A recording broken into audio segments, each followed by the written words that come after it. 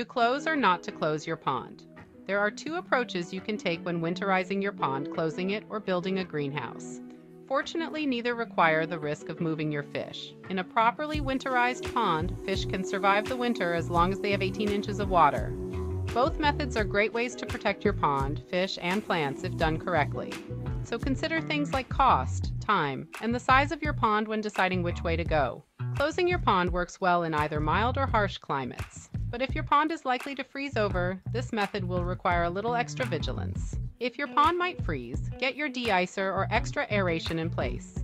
If your chosen method requires electricity, make an emergency plan in case of power loss during a storm. Clean out your filters and follow any manufacturer's directions for winterization. Remove submersible pumps and follow any manufacturer's directions for winterizing external pumps. Drain water from lines and filters. Remove any leaves, debris, or sludge from the pond. For ponds in milder climates that still have the risk of freeze, extra aeration is often enough to keep a hole open in the pond's surface. A properly sized aerator is just as critical in a pond as a water pump, said Jeremy Pater from the Blumenbog Water Gardens. Aeration will increase dissolved oxygen levels in the pond, helping the fish breathe better.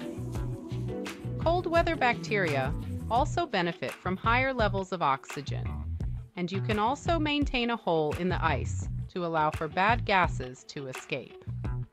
The great part of an aeration unit is that it is extremely energy efficient, durable, reliable, and designed for all seasons. The other option is to use a floating or submersible de-icer. The de-icer provides heat that will keep a section of the pond's surface from freezing over. De-icers are especially beneficial in regions with very harsh winters, where even moving water can freeze. If your pond has waterfalls, make sure they're ready for winter as well. Waterfalls can help provide aeration needed to keep a portion of the surface open, but if you decide to shut them down for the winter, make sure to drain all pipes and tubes.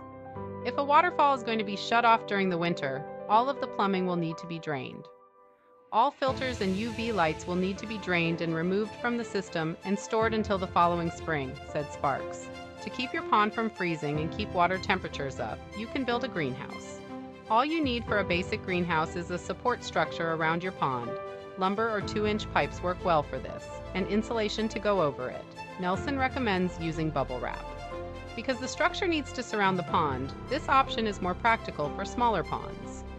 With a greenhouse, you don't have to worry about the surface freezing over, but you do still need to provide some ventilation for gases to escape and fresh air to get in. For more information on winter pond care, check out the free Winter Pond Care Guide at newalgiaponds.com.